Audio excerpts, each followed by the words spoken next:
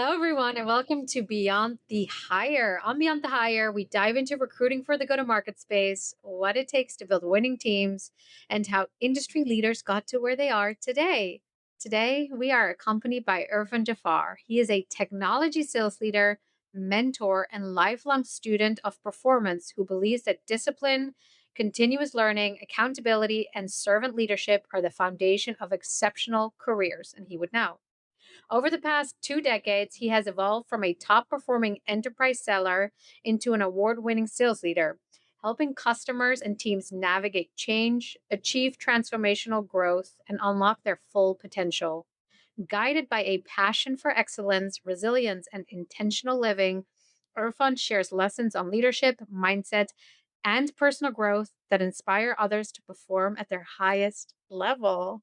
Thank you so much for joining us, Irfan. Thank you so much for being here. Thank you for having me, Sandra. I'm excited. Okay, for those who can't see us, because this is obviously an audio only podcast, Irfan has the most amazing t shirts that he wears every single day.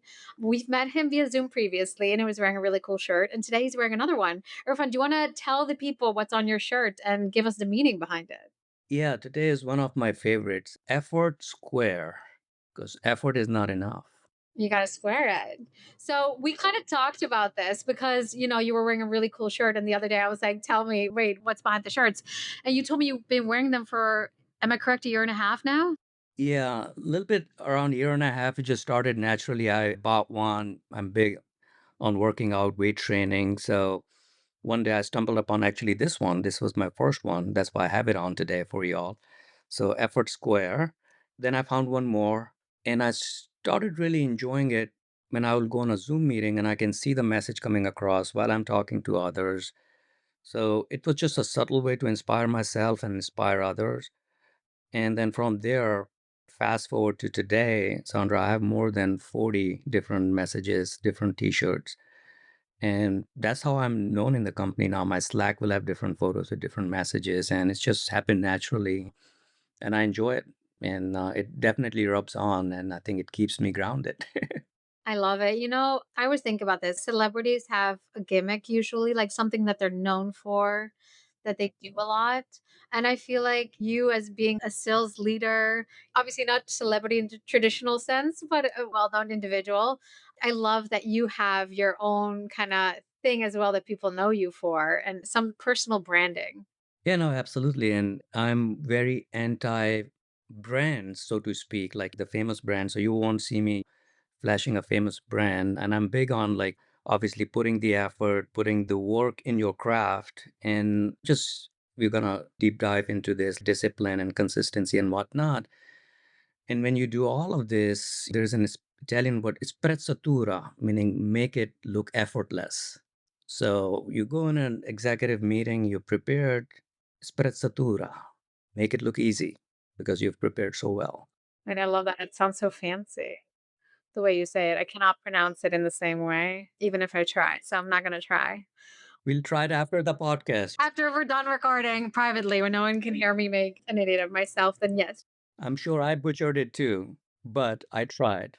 All right. So today you are the regional sales director at Omnissa, but before you became the Irfan we know today, you had a long career prior to that. So I really want to get into it because a lot of our listeners, they hone in on the whole, how did you get to where you are today? And I want to start with your very first job. How did you land your very first gig?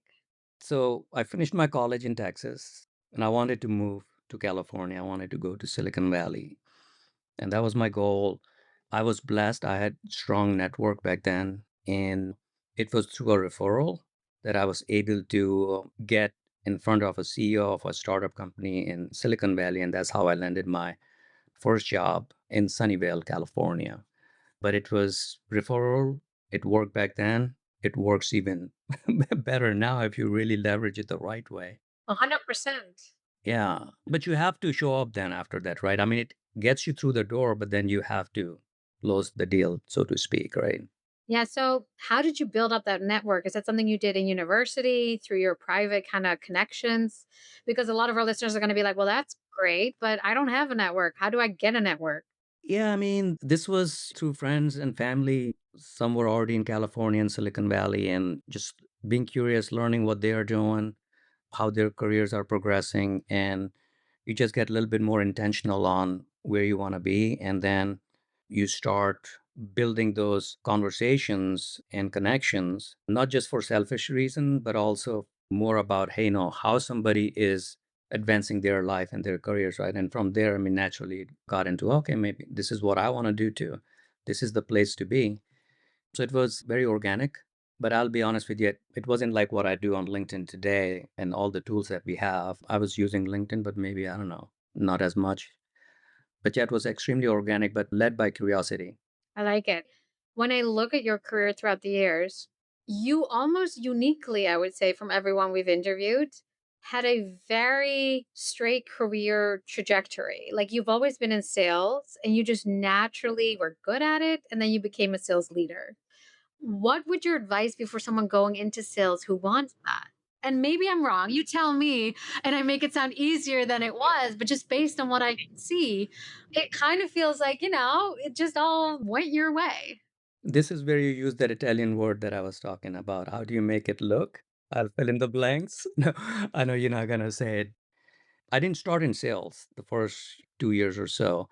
It was more business operations, but I was lucky because it was a startup company and it gave me an ability and access to the C-level suite right away, even though it was a smaller company. So right out the gate, I had the ability and or the opportunity to see how the C-level operates, how they're going after the VCs, securing fundings, how are they launching products, so on and so forth. And that really changed my perspective and approach on sales even today. And I'll dig into it a little bit more. But it started more on business operations for the first couple of years. And then I saw salespeople in the organization, what they were doing, what type of conversations they were having with their customers. And it got me interested. But I'll tell you this, it wasn't that straight line. And I mentioned this in a couple of my other podcasts. When I showed interest, I think there were folks in the organization at that time, and not everyone's nice to you. And maybe it's just their perspective. There was this person, senior member of the organization. He said, hey, you'll never be successful in sales. Okay. I'm like, all right. But I'll tell you, when you're fresh out of college and you've got nothing to show for, it can impact you, right? A little bit. But it's looking back, I think it was a good thing because you just push yourself even harder. So first couple of years more in business operations, and then I got into sales. Would you say you're a very competitive person? Everybody says that they are competitive, but the way I look at it is first I'm competing with myself. I'm competing with myself. I'm like, what could be the better version of me? I like to look in the mirror and say, okay, what else could I be doing versus what XYZ is doing? And the rest just follows. And do I want to win? I'm competitive? Absolutely. But you have to start with yourself first versus looking outside. So that's where my drive comes from. Okay, how do I continue to get better and better and better? And then naturally become very competitive. But if I lose, I don't cry over that because you don't always win. So, but you win. I win most of the time. I don't think everyone would say they're competitive. I for sure am. I have some friends, but they're not in sales. They're not competitive people. I do feel like within sales, and I like that you're competitive with yourself, not necessarily, your peers. That's a healthier way to be, I would say, especially if you want to make friends along the line. I do want to put an asterisk. I do look at the leaders board, but I first look at myself. Yes. But I start with myself first, and then I look at what's happening. So just want to provide that extra clarification. I love it. Yeah, yeah, yeah. No, I always say like I'm extremely competitive, but I'm also a very good loser. I don't mind losing as long as I know I gave 100% and I tried absolutely everything. Is winning better? Sure. But at the end of the day, if I did my best and I compete, I guess, with myself and I did the best I've done thus far, I'm satisfied as we're kind of moving and grooving in the right direction. Let's move on kind of from your first gig there and let's kind of move on to Oracle because I read something that I thought was super exciting about your time at Oracle. How did you end up at Oracle? Did you interview? Did you outreach? Did they reach out to you? It was also through a network. One of the individuals I worked with at the startup, I reached out to him once, and that's how I ended up there. And again, this was also through me reaching out to somebody. So not be shy and just go for it. So you kind of spotted Oracle and you were like, I would like to work there. Who do I know there? Let me reach out to them. This was the time around 2010 or so. The economy was down, massive layoffs everywhere. At the time, I was looking for a job. And for me, it was an opportunity to make the right move and where do I want to go. And Oracle certainly was a target of mine. I used to drive on one. I'm like, oh, I want to work in that blue building. If folks who are from Bay Area, they know what I'm talking about, the Redwood Shores headquarters. So yeah, it was intentional, and I spent a few years there. Then I moved on to places where I actually found larger, better success, bigger success. So what I was hinting at is you said from your time at Oracle that you used to be bad at public speaking, but that you joined, can I call it a club or Toastmasters? Toastmasters? Right. And I always talk about this with my mentees as well. And I always recommend everybody to take Toastmasters. But you said I was bad in public speaking. I think I was horrible. So I'll take it up on now. So it was a combination of a lot of things. I mean, being on the phone and in a meeting with the customer is different versus you have to go on stage and now everyone's looking at you and now you have to deliver a speech. So that's something I was not comfortable with at all. And I think many people still are not. Yes. But I also recognize that it's a really important skill. If you, anything that you in life, I think is so important to be good in communication, good how you show up. And it's just a totally different experience, any interaction that you're going to have. But I was terrible at it. So what do you do? Like, okay, you sign up and you go. Just a bunch of coworkers.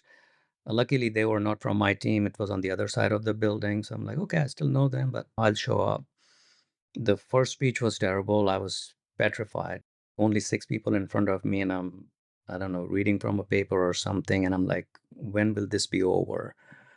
And every Tuesday, the club would meet, right? So Toastmasters is a global entity, and they have all these clubs across the I've globe. never heard of it. So for those who also have never heard of it, so it's not anything that's Oracle specific. It's across all the orgs. Yeah, it's a separate organization, but some companies sponsor Toastmasters on site if the employees are still going on site. So back then, I mean, okay, we had it on site, other companies as well. And then once a week you will meet, right? So in our case, every Tuesday afternoon or lunchtime, we will meet. And then you'll go through the drill, like the table topics, which is impromptu speech or a planned speech, competition, so on and so forth. I remember this. I'll go every Tuesday and just, in my mind, humiliate myself. It's like, oh, in another bad one, another bad one. But I was incrementally getting better. The more I faced that failure of not being able to deliver a good speech, but with some success in it, I kept on going. Like, this is good. I'm enjoying it. When people are supporting you, that's so critical. And in leadership now, I just very conscious about it. When you support somebody, when you encourage somebody, it's so critical for their growth. And then, it just almost felt like it hit an inflection point, and I would go and started winning, and almost had a brand where people say, "Oh, if he's presenting today, you don't have any chance to go up against him." And I also won the humorous speech competition where I was representing Oracle at Toastmaster area level. Obviously, the humorous speech can be, I would say not everybody would like it, the type of humor you use, but you roll with the punches. It worked in my case. I took some risk, but it worked and I won. And I have a little trophy I can send you after this meeting. And I'd show you it's my younger self holding it. And for me, that trophy is actually so much more important than the two, three dozens of trophies that are sitting in my room behind me right now that I President's Club or this and that. But yeah, those memories are extremely fond, and I would recommend you and anybody to look into Toastmasters. Life changing.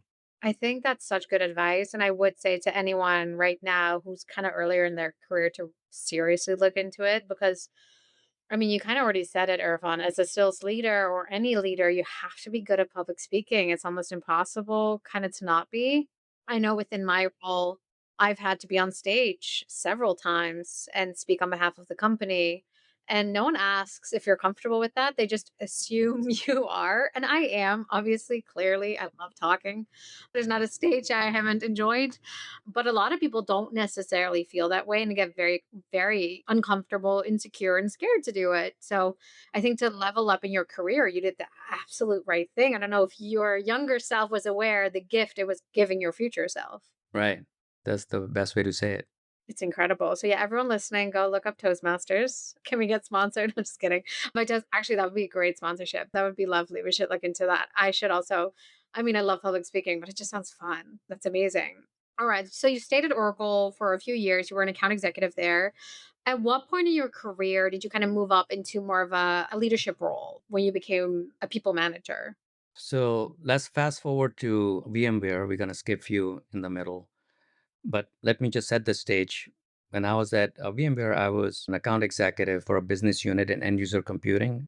And for the first many years, I was in that role. I think the first 6 or 7 years, I was account executive for end user computing business unit. And I was extremely successful. I was averaging over 200% pretty much every year. And this is a little bit of that humble brag, which I don't do on LinkedIn, but I'll do it here. So I was top performer every year. Can we lean in on that for a second? How do you become the top performer? What can you do to be the top performer? Is there something, did you put in more hours? Did you do more research? First of all, it's a mindset thing. And I did a podcast on winning mentality as well many years ago. And I still try to coach and preach that. I think going back to my earlier comment about first, you have to compete with yourself. So you have to structure your life as such that, okay, are you disciplined? Are you committed?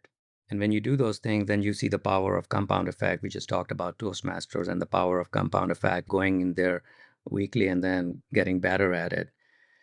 So I had this vision. I give Stephen Covey as an example, begin with end in mind. Like, okay, this is where you want to be, but what is it that you need to do to get there? But also, what is it that you will end up with if you don't do these things? So it's not just about, hey, all the glory ending, but also what could be if it's a bad ending and what will lead you there. So you use both as a motivator, and then you structure your life as such that, hey, you're going to do the things that you don't want to do. Working out as an example, right? Like, oh, you don't want to do it, but you have to do it because you know the benefits. Same thing in sales, right? If you're committing to extra hours for prospecting, if you are committing extra hours for planning for that executive touch point, then you put the work. You don't cut corners. The difference between a winner and a loser is a razor thin sometimes. And same thing in these meetings. If you show up in front of a C level and you cut corners, it's going to show up. It's going to go back to that Italian word I was saying, sprezzatura, make it look effortless because you've prepared so much. And then the end in mind. So for me, it was around this is what I need to do. I'm competing with myself, and then the rest can chase me because now they have to compete with me. I would probably not compete with them. And you just have to make honest commitment to yourself. You have to then lead with integrity. Hey, are you going to do those things when nobody's watching? Are you only trying to impress your boss? Because you can fool others. You cannot fool yourself because ultimately it will catch up. So that was my key driver. Like, okay, what's the end in mind? But then how do you start that journey? What are the things you need to do? How do you work on your craft, your skills? How do you deal with failure? Use it as a gift, not as something that will take you down. And this is where kind of growth mindset comes into play too, right? And then once you find how you achieve that level, two things happen. Either you can become complacent, or you know the winning formula and you have to tweak it a little bit every year. Because some of these things, these are principles that don't change, but your company size may change, products may change. So you have to tweak it up a little bit. So you can either become complacent or you can just turn it up a notch because you know how to get there. Now your goal is how to get there and then some. And that's pretty much was my formula. How do you make it repeatable? It's simple but not easy. I'm sure a lot of leaders come and talk about things simple but not easy. So all these are things everyone knows but don't want to do it. But make it repeatable. You're the one judging yourself more than anybody else. Forget about your boss or others. And as I'm finding that success, your question was around into leadership. I can pause here, maybe take your comment, but I can kind of dive into how it evolved into my official leadership role.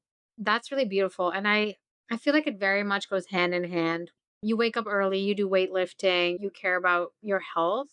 Obviously, I'm saying this for you, and I don't wanna put words in your mouth, but it sounds like you have a very healthy outlook on life and mindset, right? As in, like, if you don't give 100% all the time, who are you kidding? You're never gonna achieve what you set out to achieve. Have you always been someone who was into working out and taking care of your body? And does that influence how you look at everything else in life? I think life is an evolution. Obviously, when we first come out, there's so much learning to do. You're not even walking, right? Not even crawling. So anything in life is an evolution. So not always like this, but if we go back 15 years, definitely started to kick in a little bit more. But I would say though, just to directly answer the question about working out, my dad had built us a gym at home, real gym. So even when I was a kid, we had a full-blown gym at home. And that just gave me some inspiration at the time. So I was always used to it. Was I doing it the right way? Probably not. But you had that little bit of that already built in you. And when you're dealing with other stressors in life, then how do you go kind of counterbalance it? But if you fast forward to grown-up version of me and look at what I've been doing the last many years, it's just tweaking it and making it better on how it fits my life and how living a healthier life, may it be, weight training, cardio, nutrition, whatnot, and then how it impacts your sales career and actually how it impacts people around you at work or outside of work. So it's not just about, hey, just go push, push, push and go hard. You take a moment to do enjoy it because I really see that this is something that will, or at least to me, it gives me the joy. Because when people say, oh, why are you being so hard on yourself or you're doing this, doing that? But if you are enjoying it and you know the end in mind, which we talked about, then you just do it and it's more fun. It's not a chore. So yeah, it was an evolution. So then now, like today, it's completely dialed in. It's just completely dialed in, and it's so easy for me to. I mean, I don't have an alarm clock or anything. I'll just boom, I'll be up literally to the minute, the exact time I get up in the morning. So it's completely dialed in. I love that building kind of a life that works for you. But let's lean back into VMware because you were technically, I guess you're still there, but you were at VMware specifically for 9 years and you came in as an account executive. And before I forget, I do want to ask, how did you get hired at VMware? Is it again network? This is the other way around. There was a brief moment I joined a startup company, and I don't think it was the right fit for me. But we know you got to experiment things here and there. And I've done larger companies, I've done smaller companies, I've done startups, I've done it all. So, and that's where I've built the skills to be adaptable based on the situation. So I had joined a startup company at that time. I was there only for a few months, and a recruiter, internal recruiter from VMware, is sending me messages on LinkedIn. And I'm like, okay, I'm not interested. This guy was persistent, by the way, and persistence pays off. Send me a couple of messages, and literally took me 2 months to finally entertain that, okay, let's just talk to this individual. And the reason I'm not reaching out because I had just taken this job and I was still trying to figure out, okay, if this is the right move or the wrong move. And by the time I was drawing the conclusion that this is not the right move, that's why it took me 2 months to, okay, just call back and see if there's still an opening that he's trying to recruit me for. Well, he was extremely interested. And then next thing, the interview process and whatnot. And then 2015, July 2015, I ended up with VMware once the interview process was over. So I think what this tells is everyone talk to recruiters, internal or, not internal. It can change your life, obviously. Yeah, obviously. Obviously. I love this story. I love that story. Yeah. And I have a lot of questions based on this. And actually, let me maybe start with that question because this is something I think about a lot personally. And I know a lot of other people do too, because job hopping is a real phenomenon. And a few years ago, most salespeople job hopped because it was the easiest way to increase your compensation. And it wasn't yet, I would say, as frowned upon potentially as it is today. Also, because I feel like the job hopping happened more voluntarily and less frequently as it did when all the layoffs started happening. Obviously, COVID, we've gone through some dark times in the industry. And now people would not do that as much anymore because short stints can be a red flag to hiring managers. And we can talk about that more in detail when we kind of cover that topic. But You have been at the same company for a very long time, and now you just admitted saying you've also made a move very quickly within a few months. You did that before knowing that you were going to be at this company for over a decade. So you did not yet know that your next gig was going to work out. When you are somewhere that doesn't feel right, or how do you know it's not right for you when you need to make a move? Because I feel like it's a paycheck. We all need to make money. We can't just voluntarily, very often, just up and leave. We're worried about what it'll do to our career, what people are going to say, how it'll look. How do you decide to leave when you know it's not the right fit? And how badly does the fit need to be for you to actually make that decision? What's your advice? So first of all, I think sometimes there are obvious signals that right in front of you. In my case, before VMware, the CRO who brought me, he left after he brought me. So I'm like, okay, that's a pretty obvious signal. I'm like, okay, you brought me, you're gone. This doesn't seem right. So those are some very obvious signals. Other obvious signals when you start to meet with senior leaders and try to understand what their trajectory is as far as product and future and where they want to take the organization. Those are some very obvious signals. And then obviously your direct manager is a very obvious signal. Or do they really care about building your career, or it was just a good interview process and actually now it's the opposite of what it seemed like? And I don't try to do that during interview process. I am who I am, but I mean, I've been on the other side of the equation, right? So those are some very obvious signals. The not so obvious signals, if this is a right fit or not, where you're trying to figure out, okay, do you have the sufficient support from your team? Is your SC really good enough to support your territory? Is the territory rich enough for you to hit those numbers, right? Those are not obvious signals because in sales, and it's very easy just to say, I had a high quota and maybe that's why I'm not being successful. I think it's always an opportunity to see, okay, do a good analysis of, okay, within the ICP, who are your targets within those accounts, and have you done a thorough job of building a territory plan? Then you can say, okay, maybe I'm not set up for success, but do your analysis first before you knee jerk. But there are obvious signals and there are not so obvious signals. And let's say you're only dealing with not so obvious signals, and then you do come to conclusion in 4 or 5 months that it's not the right move. It is a very tough decision at that point because it's very hard to explain to a recruiter that I made the change for the right reasons. And it's very hard to explain to somebody who you interview with that, hey, no, you actually made the move for the right reasons. And you still have to balance it without talking about the previous company as much, that what was wrong versus let's focus on the future. Because I feel like that there still is a narrative that builds around the individual, even if they make the right moves, but on paper it looks like they move too quickly. But the advice there would be that if you're going to make that move quickly, make sure the next move that you are making, you have done your homework really, really well. Because I take responsibility for the moves that I made that were not the best, because you can always do more due diligence. It's not just about them hiring you, you are hiring them as well as your employer. So focus good chunk of time on that piece during the interview process. And I think a lot of time we get too excited about the opportunity or the OT or the future they sell you, and we just, where do I sign? So don't get to where do I sign, but take a step back and really take a moment to understand, is this really the right fit for me? That's how you can come to that. Yeah, I've made some bad moves in my day too, so I try never to to judge too harshly. How did I end up here? How did this situation unfold? What did I do? How should I have made sure this didn't happen to me? So I think it's very honest to talk about. It's something that I think a lot of leaders or people in general don't really enjoy talking about because it's, admitting unnecessarily that we've made mistakes. It helped us get to where we are today. So in that way, I'm happy that I've done what I've done because I'm happy with where I am now. But on the other hand, I could have done without a few of those experiences for sure. But let's get back to VMware because I know we touched upon it earlier. When you joined VMware, you were an individual contributor, and in your time, obviously, you became a people manager.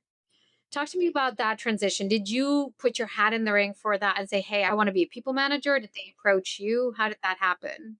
So I'll connect the dots with my mindset of trying to think like a C executive. Because right out the gate, when I moved to Silicon Valley, I had an opportunity to see how the C staff operates and works, regardless of the size of the organization, right? I mean, I had an opportunity to see how they operate. So I always looked at myself as somebody who can do more than what my job title says. And I think that started to show up in my executive discussions with my customers. Of course, we talked about the prep and discipline, all that, but it's also the mindset, which is like, hey, my job description says this, but I think I can do more. So, what I was always doing, even as an IC at VMware, I had built strong ties with the product team. I had built strong ties with other sales leader and marketing and whatnot. So on one hand, I was an IC, but leadership is not a official title. Anyone can be a leader, right? So I was already leading in lots of areas, and my influence within the organization was just broadening literally every day, every week, every year. And I could see the impact of the ideas and help that I was bringing to our GM at that time because I was part of the end user computing business unit, which is now Omnissa, and we'll touch on that.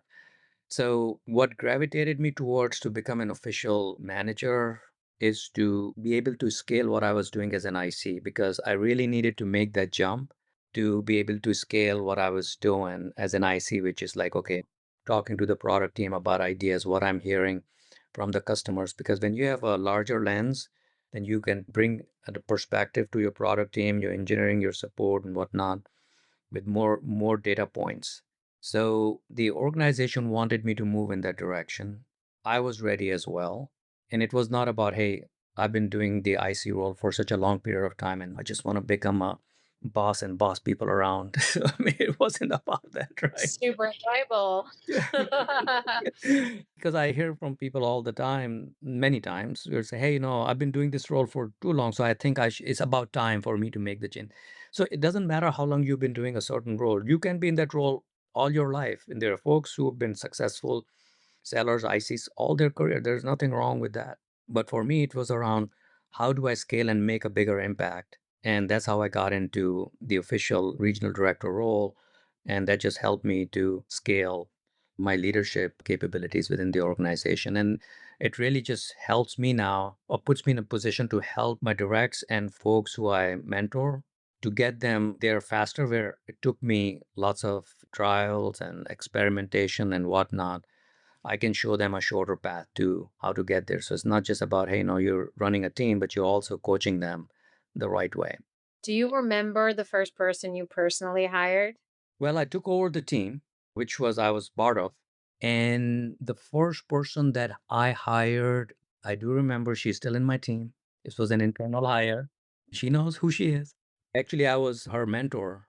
So when I got into this role, I asked her, hey, you want to go through this process? I'm going to be hiring, but you have to prove yourself because it's going to be a panel. Ultimately, I'm deciding, but there'll be other folks who will be giving me input. And she went through the process. She was prepared. She was ready. She did excellent, and she's still in my team. Yeah, so I do remember who I hired first. Well, it's great that they were a success. Is there something you think people can do in the interview process to make them stand out, specifically for your team, that you think, okay, that's the kind of person I'd want to work with?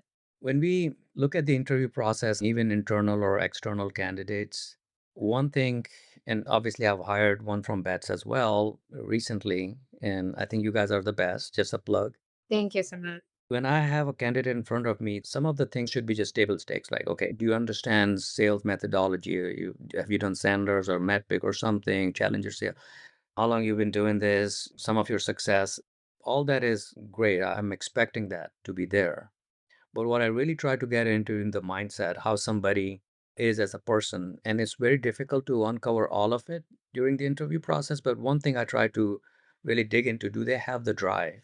Because that's something is very hard for me to coach somebody who just is not driven. You can motivate somebody for a week or two, but if they're not intrinsically driven, it's very difficult to coach that. So I try to uncover as much as possible during the interview process. I try to uncover if they have a structured, disciplined lifestyle, at least in sales. How do they structure their week? What's their process like? Is it repeatable? And I think we touched on integrity. That one's hard to figure out during the interview process, but I do test sometimes. And this is a funny story. When I look at the resume, a lot of times I don't even talk about, hey, tell me how you achieve your 120%, 130%. Tell me about this deal or this job. Many times the candidates will have a top section which will talk about their competencies. Great with executive relationship, with C-level relationship, done this, award winning. And I dig into those words.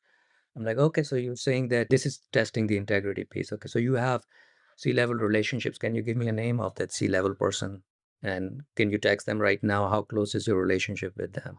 So I just kind of sometimes test there and few other things as well. Also try to see, and this shows up during the interview process. Are they confident? Are they leading with curiosity, or are they doing most of the talking and I'm the one who's interviewing is doing most of the listening? So those are the things that I see. But there are other areas that you cannot really uncover during the interview process. Do they really believe in themselves? Are they coachable? It's hard to uncover those. Are they really humble? Because the balance between confidence and humility is important. But I definitely try to dig into the drive piece, the discipline piece, how they structured the day, and then the integrity. Yeah, I think hiring, like sales, I wish some people just have it. When they talk to someone, they can just tell whether or not they'll be a good fit. And working at Bets throughout the years, this is something I've just come to observe. Some of our recruiters, they're all incredible, but some especially, they have this sixth sense. When they talk to someone, they just know. And I'm not a recruiter, I don't have it. When I talk to people, I'm one of those people who I generally like everyone unless you prove me wrong, which I don't think is necessarily good as the hiring manager because that means walking in, I'm like, I like you unless you prove me wrong. What would you say is maybe a turnoff for you in the interview process or something that can make you dislike someone or say they're not a good fit? Yes. So I touched on it a little bit. Something that is a red flag for me is when the candidate is just taking all the airspace. I ask a question and the response never stops. And then when I try to ask something, they cut me off and then they just continue. So that's a turn off because it just shows me that how would you handle a customer conversation or executive conversation? You gotta just slow down a little bit. But that one is a big red flag. Constant talking, no asking questions, not showing any curiosity. The other one is they come on an interview, but they haven't done their homework on your company. Like they can go online, they can use AI, they can do all these things. You should have at least some understanding of what we do as an organization, who our competitors are. Just bring some knowledge, bring genuine interest. If you're genuinely interested, then you'll probably do it. So those things to me is a huge red flag that you're not even putting the effort, you're not really interested. And the third one is sometimes it's not that big, but sometimes people are running away from something versus running towards something. So are you running towards Omnissa or are you running away from somebody? Now both could be true, but which one is more stronger? If the running away is stronger, that means I don't know, maybe we were just not the company that you were looking for. You're just happy that you ran away from whoever you were running away from. I know we're like quickly running out of time and I have so many more questions. So let's move on to Omnissa. In February 2024, Broadcom agreed to sell the division to KKR. Very expensive deal. And the business became the part of the business that you work for became Omnissa. What was that like? I'm just so curious. I've never gone through anything like that. What was it like working at the same company, but it's only being a different company? As simple as did your benefits change? I don't know. Did company culture change? Yeah, officially, yes, in July 2024, but there were 6 months prior to that when the intent was already done and it was decided that we will be a separate company and we are still within Broadcom. And Broadcom itself has moved away from the tools that VMware was using. So we already had to make a small transition from VMware to Broadcom for a few months. And then from there, we had to make another transition in another 6 months to become Omnissa. And stand up an organization is different when you go join a startup company, you're starting from scratch. We are literally moving 4,000 people. Like we are the leader in the space. We are around 1.5, $1.6 billion in annual recurring revenue. We're a big organization. And moving all that business at such speed is just, I had never experienced that. And I don't think you want to experience it too many times in your life, but you also want to go through it at least once. It just puts you at a different pace. So many things you don't even think about, like smallest of things. You talked about benefits, even email addresses. When's the cutoff? Or are we moving away from this version of Slack to our? It's like each and every small thing. Where's the light switch, so to speak? And then you also have to run a business, and then you have to close revenue, and you have to keep your customers happy. So none of that slows down. It just your neurons start to fire faster, and you have more neurons in your head. I forgot. How did you keep your team? I'm sure some people use those moments to kind of make a move. How did you personally, as people manager, keep your team happy and inspired? So I was genuinely happy about our exit and gonna be as a standalone company because I think it just puts us in a better position to invest in areas we want to invest in. When you're not a business unit, you are your own entity. You can decide where you want to invest, where you want to grow, what's the right thing. So I was genuinely excited about it. I was genuinely, and to this day, I believe in our leadership and our people. So my team could see that I'm not worried. I'm actually excited. And that kind of rubs over to them as well. Versus if you don't believe in it, you just trying to fake it, people will see it. I was genuinely very excited and happy. And the work's a little bit extra work, big deal, but it's let's look at the end in mind, right? So yeah, so my team, they were excited too, and I'm sure it's not just because of me. I mean, they have probably done their analysis like what I have done, but to the most part, I mean, everybody in my team that time stayed that we wanted to stay. LOM Nissa is very impressive. I mean, obviously, we know this because we are very thankful and grateful to work with Omnissa. But you guys serve 7 of the 10 Fortune 500 companies, top 10 global banks, 9 of the top US healthcare systems, 9 of the top 10 US retailers. You name it, you guys have done it. It's very impressive. So, for anyone listening, if they really want to work at Omnissa and they want to work for you, Irfan, how should they get in touch with you? Pretty easy. Just send me a DM on LinkedIn, or they can reach out to you too. They can reach out to Bets. That's true. Look, I'm probably not as active on LinkedIn as far as posting stuff, but I do send DMs to my customers as far as thought leadership, articles, ideas, and same thing. If somebody reaches out to me, I will always respond, especially if they're looking for something for a job. Yeah, for sure. That's the best, easiest way to do it. Yeah, and always feel free to email Bets as well and be like, I just listened to the podcast. I loved it. I want to interview at Omnissa. We've actually had candidates reach out to us after listening to podcasts. My colleague Nikki, she's a marketing manager here at Bets. Do you remember exactly who emailed us? And he ended up getting a job. Yeah, we had a candidate email us and he essentially said, I loved everything I heard on the podcast. I'd like to work for this company. What do I have to do? And we were just so impressed with how personalized his message was that we passed it along to our recruiter. And then next thing you know, he got matched with a job. So yeah, our lines are open too. If you hear this podcast and you're like, I want to work at Omnissa, send us a note. We will pass it along. No, we love it. Also, it shows like good sales mentality to me. I'm like, they did their homework. It's very personalized. They reached out to the right people and we made it happen. So I love that. Any final words of wisdom from you, Irfan?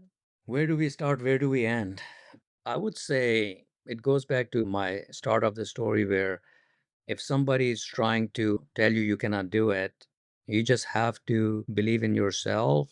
But it's not just using platitudes, oh, do this, do believe in yourself. It's a little bit more than that because then you have to put the effort when nobody's in the gym and you're the only one. That's where the real magic happens. Being on the stage, collecting your trophy for being the top leader or top performer. I mean, those moments are good on camera, but those moments are not made. What goes behind those moments, it's a lot of sweat and hard work that happens when you are working on your craft or working on a presentation and preparing for meetings or coaching somebody, right? So believe in yourself, but be ready to sacrifice and put the effort, and you'll be amazed what you can achieve. Don't see it as a burden. Think of it as a blessing. Thank you. I feel like I'm leaving this conversation very inspired. I'm wanting to work hard. So thank you. Thank you, Irfan, for your time. And thank you, everyone, for listening. This was Beyond the Hire.